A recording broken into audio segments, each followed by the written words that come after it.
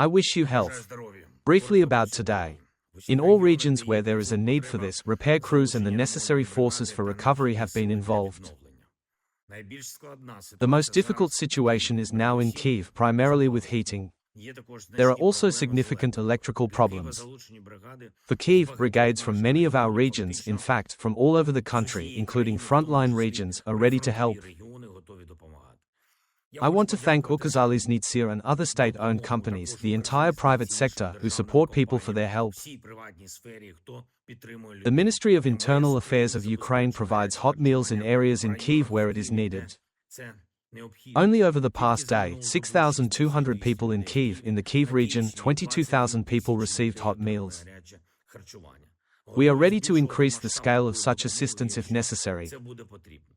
I expect reports on all those assignments to work with partners that were. It was necessary to look for and buy equipment even before this winter.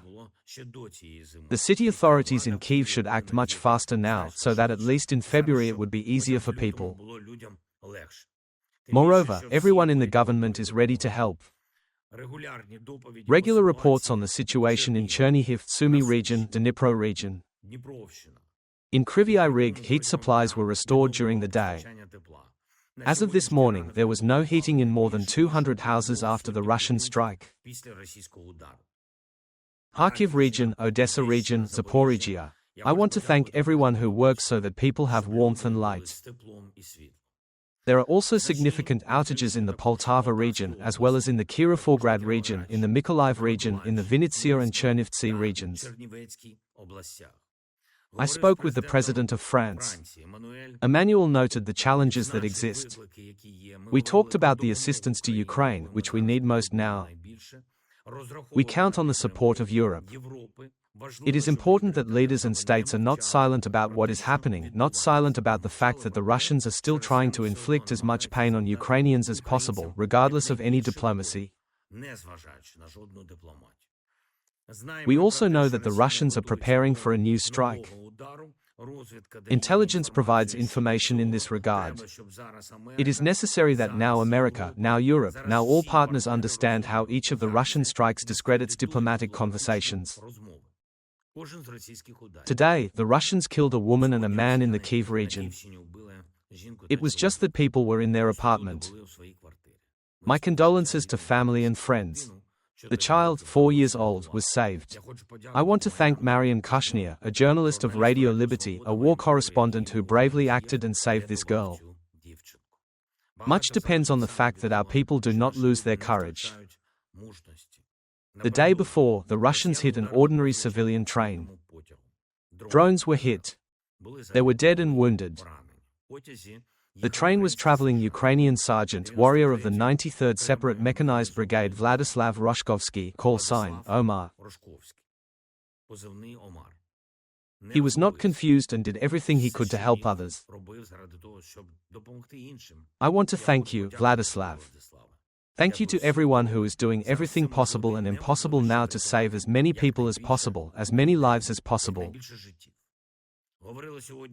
Today we talked with Tata Kepler, a Ukrainian volunteer who helped a lot in the development of our tactical medicine and in saving our soldiers. Ukrainian surgeons, Ukrainian doctors perform amazing operations, saving lives in wartime. This is an experience that needs to be scaled up and supported, but not with words, but with decisions, with the development of our state institutions. We agreed that Tata, together with active military doctors, will make proposals. How to make stronger training of the military in terms of medicine, wounds, military injuries, the ability to help a comrade, better and faster evacuation. How to make Ukrainian TACMED even stronger. There is something to be done, and there is experience that needs to be disseminated. Thank you to everyone who does this. There was a report by Major General Kamara, first of all, on the combat operations of the Security Service of Ukraine. What concerns our front, in particular the actions of Alpha, and what the service does quite rightly on the territory of the aggressor in response to all strikes, in response to all the Russian evil that has come to our land. I am proud of our special forces. They also talked about control over all processes in the field of military production.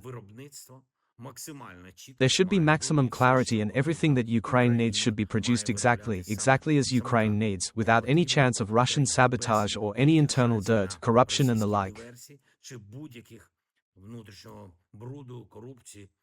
This is largely the responsibility of the security service of Ukraine, so that there is real cleanliness in the process.